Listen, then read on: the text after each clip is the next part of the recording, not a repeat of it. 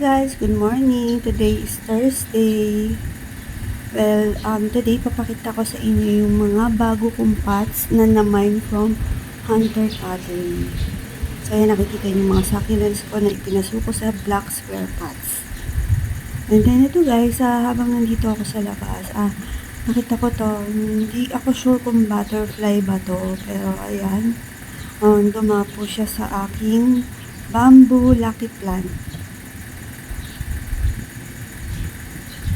And then, pakita ko na rin sa inyo guys itong aking Purple Delight na pinagsama-sama ko sa rectangular pot. Ayan. So, parang humilig sila at medyo parang nakukulangan tuloy ako dun sa bandang, ayan, sa bandang gitna niya parang nagkaroon siya ng space. So, balak ko dagdagan ko yung Purple Delight para mas magmukha siyang lush. Ayan, talagang favorite ko kasi si Purple Delight dahil super bait. And then, ito na guys, yung mga paso from Hunter Pottery. Ayan.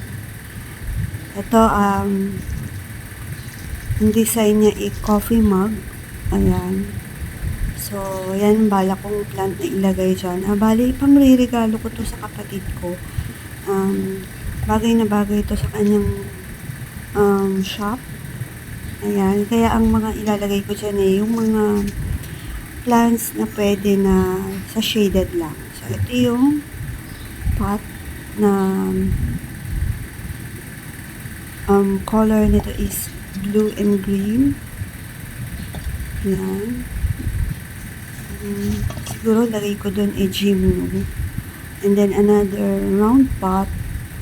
Ito, meron touch of gold and parang orange yung kulay niya. So, ito, pwedeng mga echeveria. Yan. Pwede rin gymnos na community pot. So, bahala na. Pag-isipan ko ano pang pwede kalagay dyan. And then, ito talaga, minine ko to for gymnos talaga. Pero, pwede rin nito sa cuttings. Yan. Sa cuttings ng mga succulents. Yan. Ito medyo parang brown yung color nun or rust. Parang kulay kalawang. Ito, white na merong parang brown. Ayan.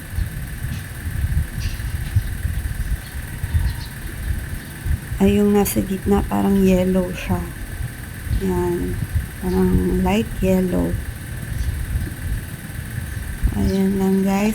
Pangalawang order ko na to kay Hunter Pottery. So, ang masasabi ko talagang napaka ganda ng mga pots niya. Hindi talaga kayo magsisisi guys. Pag bumili kayo sa kanya, super ang ganda ng quality. Tapos, napaka-affordable pa niya.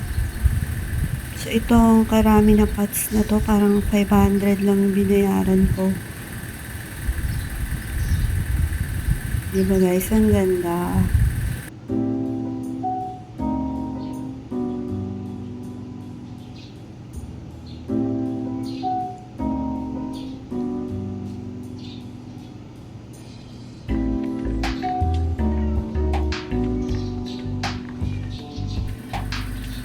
So, ayun lang guys. Thank you for watching. See you in my next vlog.